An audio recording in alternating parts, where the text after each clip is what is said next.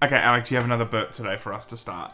No burp. No burp? No burp. It's a cross between a burp and a belch. Okay. Only I'm capable of doing it. Well, I saw the comment section yesterday. Everyone loved that Alex started with a belch, but we don't have one today. But we do have information. We got news. News on PES and FIFA. Now, PES and FIFA, of course, have been head-to-head for many years, but the clear winner has been for the last decade or so. But some big news came out today that I think could very much put them back in the position, PES, back in the position of actually potentially competing with FIFA in the future, because a lot of people love playing free-to-play games. Let's get into it after the drop. All this and more after the drop.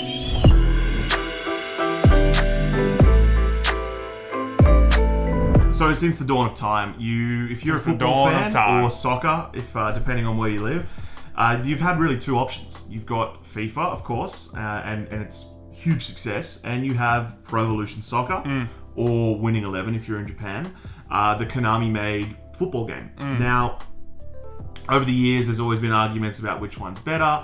It's sort of ebbed and flowed and gone between the two, but there's no doubt that FIFA, just the magnitude of FIFA as a brand is undeniable. It is huge. Yep.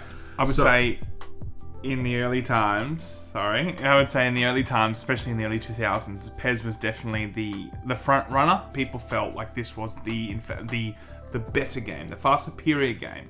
But around the 2010s, that's when FIFA really started to pick itself up. Coupled with the branding of it and the amount that it started selling, it just started, completely destroying PES in terms of it actually being a competitor. And now there's pretty much no one that competes with FIFA. There's nothing that actually competes with FIFA. Well, look, PES certainly has its audience.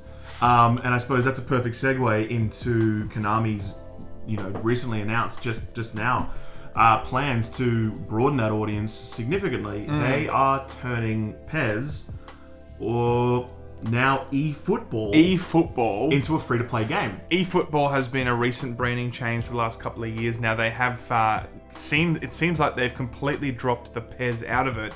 It's just going to be called eFootball. I personally don't like that name at all. I think it's on the record to say that it is a bad name. I just think, but that's all right. But it's what does that even mean? To build 20 years of a brand to just throw it away for eFootball, I think that's dumb, personally. I mean, but I guess maybe it perfectly encapsulates just how ground up this rebuild and this new approach to their game is, or to their now platform. I think a name change is actually quite suitable, but it's just a bad name. Here's now what they're doing. eFootball is going to be a free-to-play, cross-platform, including mobile football platform, essentially. So the cost of entry is now nil, and you'll, in a sort of modular fashion, you're going to kind of pay for the components of the game that you want.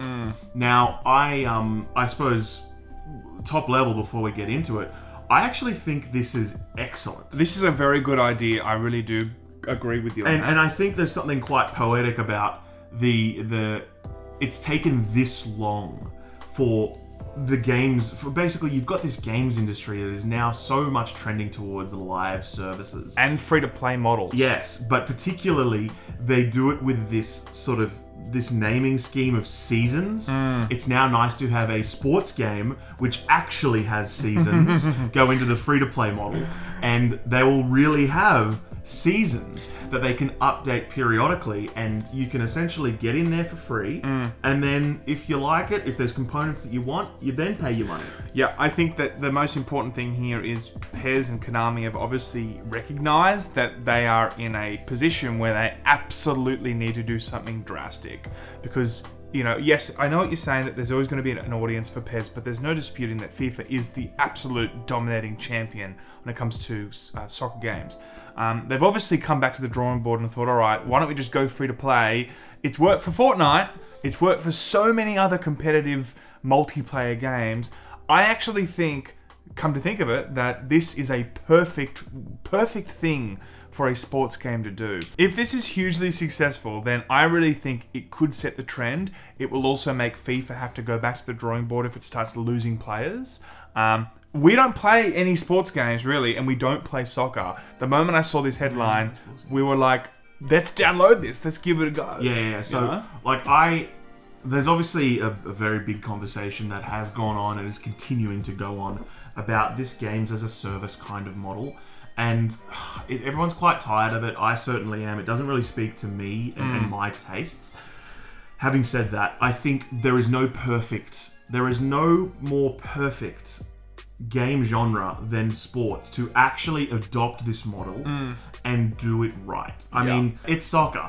It hasn't changed in hundreds of years. Sports don't change for hundreds of years, but rosters do. You know, there are new stadiums, very rarely, but there are upgraded and renovated stadiums. Everything everything that sport is continuous progress within the same rule set, within the same game, but just new people involved. You know, soccer, football, you know, Madden, NHL, they don't need sequels.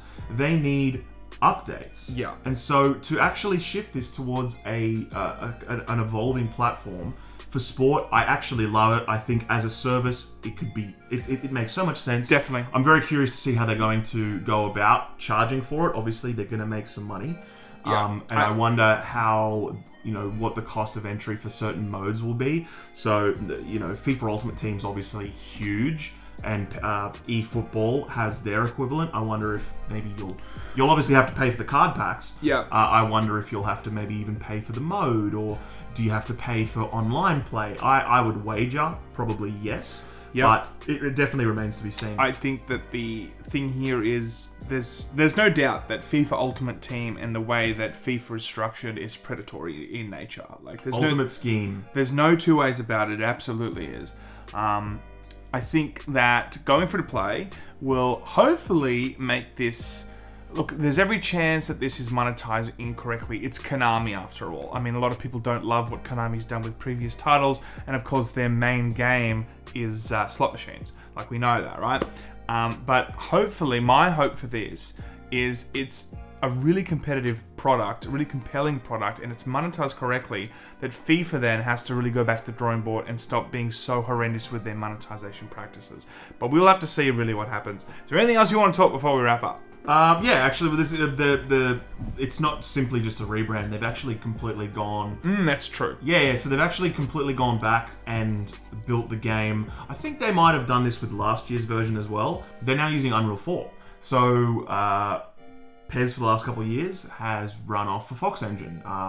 You probably remember the Fox engine most, I guess, vividly, that it's the engine that Kojima used for Metal Gear Solid 5. It's Konami's homegrown, you know, their own engine that they were using to make their games. Now, they don't really make many games at the current time, but it was certainly being used to make PES. And the fact that they've moved to Unreal 4 gives them a lot more options in just the scalability of consoles, the platform. Mobile. They can just use the entire Unreal 4 development kit. You know, Unreal 4 comes with this suite of just utility that basically does things kind of. It's to explain it in layman's terms, so to speak.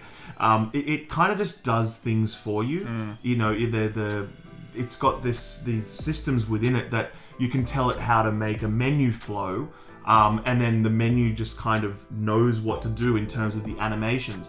It's a lot more, not modular, but it gives you very much a blueprint, and then you just kind of throw what you want onto that, or a scaffold rather. Yeah. So the fact that they've gone from Unreal, from Fox Engine to Unreal, really speaks to their ability to scale this up, update it really quickly, have it move across all the different platforms with ease. Yeah, I know what you mean. I think to have such a small amount of utility used with the Fox engine compared to, you know, being able to be on the Unreal Engine 4, and there's also now, you know, multiple consoles. There's going to be the mobile capabilities of this.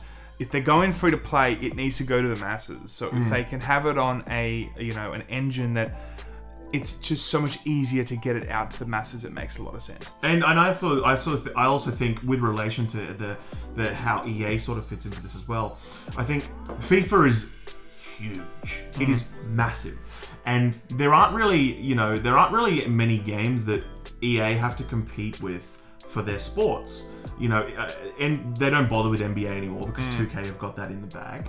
Madden's the only option. NHL is the only option. They don't really do baseball because, you know, the MLB The Show is so successful. Yeah. But football, that's European, association football, not hand egg. That's really the only game where EA have a competitor, and in Konami with now eFootball. If this model can force EA's hand in having to do their platforms differently, if the success of eFootball makes EA come back and take stock and maybe rejig how FIFA is not only sold but structured and supported ongoing, I have no doubt that if their hand is forced, this might even trickle into their other sports, their American football, their hockey. So this is actually quite big, and I'm really curious. I don't really play sport games. I'm an observer. I'll just sort of watch what goes on. I will download eFootball, however. I will do it too. Because it's free. I will download it. Yeah. But as an industry observer, I'm very curious to see what this can do with respect to EA's sports business model, which hasn't changed for 25 years, except to add... it's changed only monetization-wise, yeah, exactly, with FIFA. So, no, I think this is a big move. I think it's they've gone back, they've completely rebuilt the game with a new engine, it's got a new brand, they've got a completely new approach to how they want to get this out. It's going to be cross-play across all consoles, and interestingly, with mobile as well, on the condition that when you're playing on mobile, you have to have a Bluetooth controller supported. That controller support's coming after release, but yeah, it's quite an ambitious undertaking. So I'm very curious. We'll have to see what happens. I want to give it a go. I definitely want to give it a go. I will download this. We will keep you guys updated. Have a good day, I guess, or night, or evening, whatever you guys are. Good afternoon, good evening, and good night. Laters.